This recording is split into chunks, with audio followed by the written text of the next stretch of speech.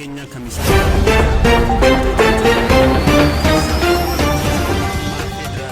TPLF ragaa waraanaa jiru garuu mo'ameetu achi ba'e akka itti ba'e irratti ammoo konkolaataan ba'e xiyyaaraan ba'e lafoon bahanii garuu bahaniiru. Erga sadaasa darbee Sudaan lafa Itoophiyaa seeraan ala qabattee jirti jechuun ministeerri Haajaa Alaa himachuu. Ta'eewwan dinagdee ijoo bara Itoophiyaa xumuramaa jiruu fi waa'ee walleewwan haaraa afaan Oromoo dhiyeenya bahanii ogeessi waan jedhu. Qabiyyeewwan garaagaraa mul'achuu jalqabaniiru. Qulqullina viidiyoollee, qulqullinni sagaleellee, qindaa'inni muuziqaallee akkaataa baay'ee fooyyee qabuun dhiyaachaa jira. Ani Galaanaa Balaa nu waliin turaan isiniin jedha. Finciltootni Tigraay Affaar keessaa mo'amanii bahuu mootummaan hime. TPLF ammoo mo'amnee miti jedha. Bakkeewwan naannoo Affaar naannoo Tigraay daangessutti seenanii ka turan finciltootni Tigraay mo'amanii naannichaa ba'aniiru jedhan dubbii himaan ministeera dhimma alaa Itoophiyaa Ambaasaadder Diinaa Muftii.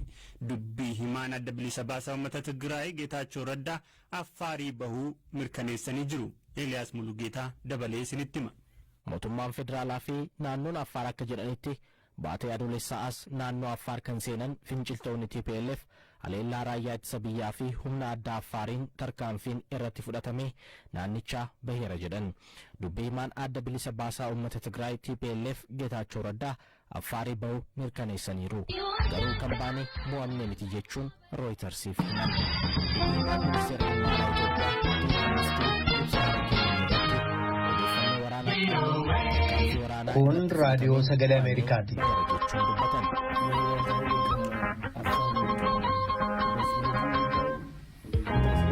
raadiyoon sagalee Ameerikaa wixata qabeega jimaataatti galgala keessaa sa'a lamaan walakkaa jalqabee haga sa'a sadiitti meetir baandii 22-25 irratti Waashingtan DC irraa kan dabarsu sagantaa afaan Oromoo amma jalqaba. Dhaggeeffattoota keenya jaallatamoo fagoof dhiyoodhaa raadiyoo fi marsaa intarneetiin saatalaayitii fi feesbuukiidhaan sagantaa keenya hordofaa jirtan martinuu nagaan keenya cinaa dhaqqabu akka mooltan.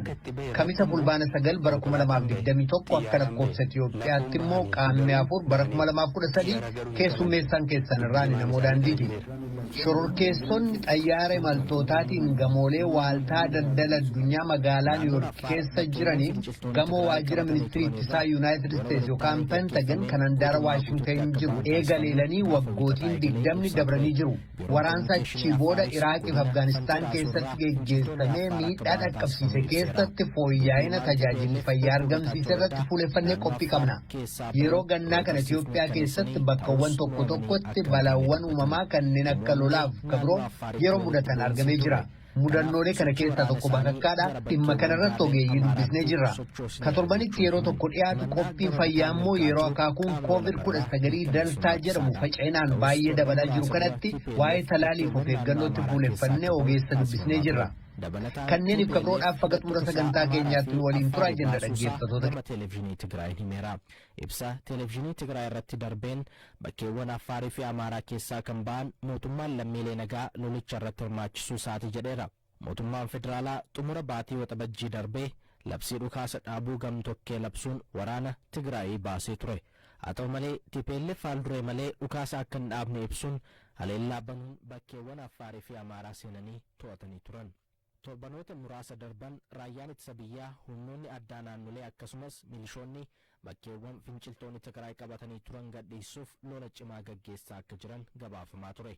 Kanaanis mootummaan federaalaa injifannoo galmeessaa fi bakkeewwan to'ataman gadhiisiisaa akka ture akkasumas finciltoonni TPLF bakkeewwan irraa yoo gadhiisan lammiilee nagaa irratti haleellaa raawwachuu fi qabeenya mancaasuu isaanii himataa ture.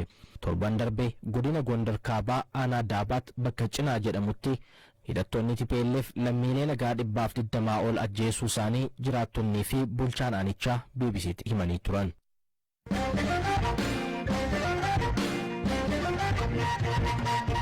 Sudaan lafa Itoophiyaa walitti bu'iinsa kaaba biyyatti mudate hordofee qabatte osoo hin gadhiisiin haga ammaa turuun ishee rakkoolee gama diiploomasiin bara 2013 keessa Itoophiyaa mudatan keessaa tokko ta'uu dubbii himaa ministeera dhimma alaa Itoophiyaa ambaasaadar Diinaa Muftii maniiru.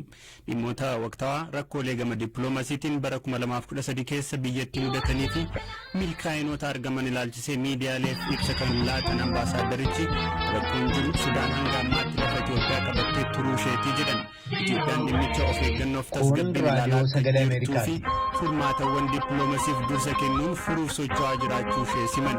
Rakkoon dhimma lafaa Itoophiyaaf Sudaan gidduu jiru adeemsa biyyaaleen lameen dhimma daangaa keessaa saalama walakkaa jalqaba sadiitti meetir baandii 2225 tokkorratti Waashingtan DC irraa kan dabarsu sagantaa afaan Oromoo amma jalqaba. keessatti argamuu isaa hordofee Sudaan ambaasaadara Dhaggeeffattoota keenya jaallatamoo fagoo dhiyoodhaa raadiyoo fi marsaa intarneetiin saatalaayitii feesbuukiidhaan sagantaa keenya hordofaa jirtan martinuu nagaan keenya sinaa dhaqqabu akka mooltan.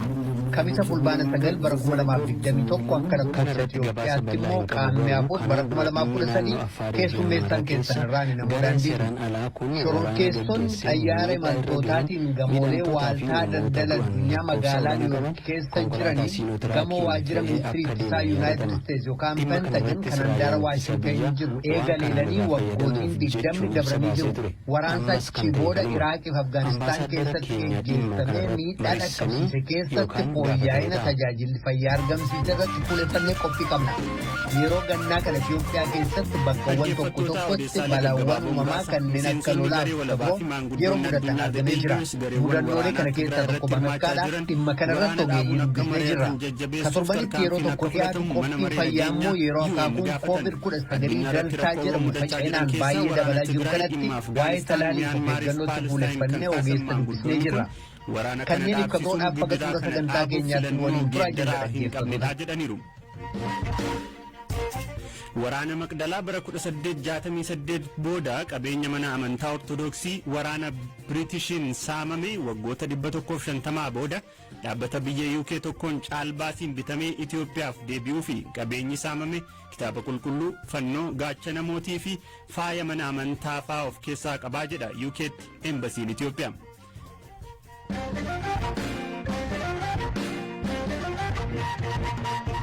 Odeessaalee kabirootti ceenerraa Itoophiyaan bara xumuramaa jiru kana keessatti wantoota gaarii maqaan ishee ittiin dhahame caala waraana sadaasa darbe dhalateen walqabatee dhimmi ijoo mana maree nageenyaa biyyoota gamtoomanii dubbii ijoo biyyoota gurguddoo addunyaa fi mata duree miidiyaalee addunyaa taateetti. Ta'us akka lakkoofsa Itoophiyaa bara xumuramaa jiru keessatti gama dinagdeen Itoophiyaa keessatti ta'iiwwan ijoon raawwataman maal fa'aadha? Eliyaas Mulgeetaa muraasa isaanii nu yaadachiisa. Gama jijjiirraanottiin Itoophiyaan bara 2013 fooyya'insa dinagdee taasisuu kan jalqabde nootii birree abbaa 10 50 fi 100 waggoota 20 ol itti gargaaramaa turte jijjiiruun nootii birree haaraa ifa gochuudhaani. Biyyattiin seenaa ishee keessatti yeroo jalqabaatiif nootii birree abbaa 200 maxxansiteetti.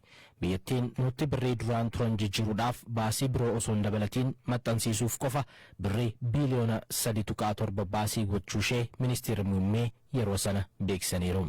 Gama miidhaa waraanni Tigraay qaqqabsiiseen ammoo waraanni kun haga ammaatti biyyattii hangam akka baasee odeeffannoon ifa ta'ee jiraachuu baatus akka ragaa Trending Economics'tti baasiin raadiyoo sagalee Ameerikaatti muddee dhuftutti doolaara miiliyoona 502 qaqqabuu danda'a jedhameera. Barreessaan olaanaa UN Antonio Guterres raadiyoon sagalee Ameerikaa wixata qabeega jimaataatti galgala keessaa saalamaa walakkaa jalqaba saa sadii meetir baandii 2225 irratti Waashingtan DC irraa kan dabarsu sagantaa afaan Oromoo amma jalqaba. Dhaggeeffattoota keenya jaallatamoo fagoo dhiyoodhaa raadiyoo fi marsaa intarneetiin saatalaayitii fi feesbuukiidhaan sagantaa keenya hordofaa jirtan martinuu nagaan keenya sinaa dhaqqabu akka mooltan.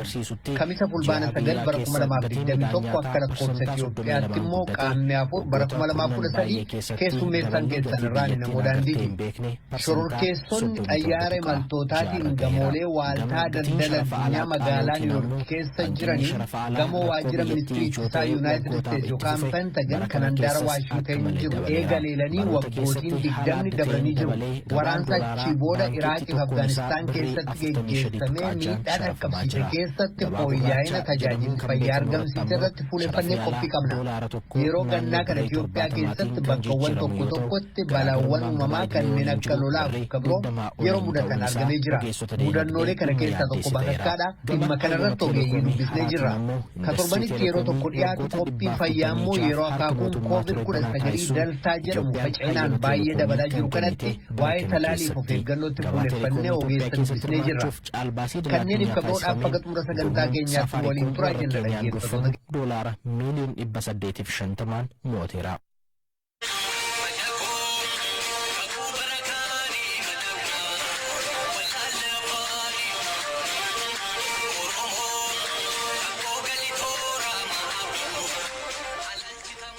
torban darbe keessa hojiilee muuziqaa afaan oromoo YouTube irratti gadhiifaman maaltu jiraan gadaa hamdaa sagliin leencoo gammachuu fi madaqoon keekiyyaa badhaadhaa lakkoofsa baay'een kanneen daawwatamaa jiran keessaati. Walleewwan kun sadanuu qabiyyeen gargar ta'anis sadarkaa muuziqaa oromoo irratti waan ida'an qabu jedha barreessaa fi ogeessa qo'annoo aadaa ka ta'e dargaggoo Lalisaa Idris. Muuziqaan oromoo waliigalatti fooyyee gaariirra jira jechuun ibsa. Sadi asitti lama asitti jechuu akka dandeenyutti indaastiriin muuziqaa oromoo kan durii irraa kan durii gaafa isin jedhu waggoota 10 asitti wantoota jiran irra baay'ee wantoota fooyyee qabantu dhiyaachaa jiru. Kun akkuma waliigalaatti wanta kaasnee ilaaluu dandeenyudha. Qabiyyee garaagaraadhaan illee xiyyeeffannoo tokko kan ta'ee ture almost waggoota 10 walitti fufiinsaan qabiyyee siyaasaa irratti kan xiyyeeffatu ture. Amma garuu qabiyyeewwan garaagaraa mul'achuu jalqabaniiru. Qulqullina viidiyoolee, qulqullinni sagaleellee, qindaa'inni muuziqaallee akkaataa baay'ee fooyyee qabuun dhiyaachaa jira. Akka fakkeenyaatti saglii yeroo ati xiinxaltu argeen ture feesbuukii irratti barreessite achi keessaa waan muraasa waa'ee walaloo hawaasa keessa waan jiru baasanii agarsiisuu jechoota babbareedoo filatamoodhaan baasanii agarsiisuu sana kun raadiyoo sagalee Ameerikaa jechuun hin danda'ama waa'ee saglii. Walaloon sun kanaaf walaloonni leencoon sirba sana salgii keessatti fayyadamu raadiyoo sagalee Ameerikaa wixata qabeega jimaataatti galgala keessaa sa'a lamaa walakkaa galgala sa'a sadii meetir baandii 22-25 bakka tokko irratti Waashingtan DC irraa kan dabarsu sagantaa afaan oromoo amma jalqaba. Dhaggeeffattoota keenya jaallatamoo fagoo fi dhiyoodhaa raadiyoo marsaa intarneetiin saatalaayitii fi feesbuukiidhaan sagantaa keenya hordofaa jirtan martinuu nagaan keenya cina dhaqqabu akka mooltan. Kamisa fulbaana 9 bara 2021 akka lakkoofsa Itoophiyaatti immoo qaamni afur bara 2013 keessummeessaan keessan irraa namoo daandiiti. Shororkeessonni xayyaara imaltootaatiin gamoolee waaltaa daldala addunyaa magaalaa Niiwuyoork keessa jiranii gama waajjira ministirii kutaa Yuunaayitid Isteetsi yookaan Pentagan kan handaara Waashingtan jiru eegaleelanii waggootiin 20 dabalanii jiru. Waraansa achii booda Iraaq fi Afgaanistaan keessatti geggeeffamee miidhaa dhaqqabsiise keessatti fooyya'ina tajaajila fayyaa argamsiise irratti fuuleffannee qophii qabna. Yeroo gannaa kana Itoophiyaa keessatti bakkawwan tokko tokkotti balaawwan uumamaa kanneen akka lolaaf kabiroo yeroo mudatan argamee jira. Mudannoolee kana keessaa tokko bakakkaadha. Dhimma kanarratti ogeeyyii dubbisnee jirra. Ka torbanitti yeroo tokko dhiyaatu qophii fayyaa immoo yeroo akaakuun COVID-19 daltaa jedhamu faca'inaan baay'ee dabalaa jiru kanatti waa'ee talaaliif of eeggannootti fuuleffannee ogeessa dubbisnee jirra. Kanneeniif kabroodhaaf faga xumura sagantaa keenyaatti waliin turaa jenna dhaggeeffattoota.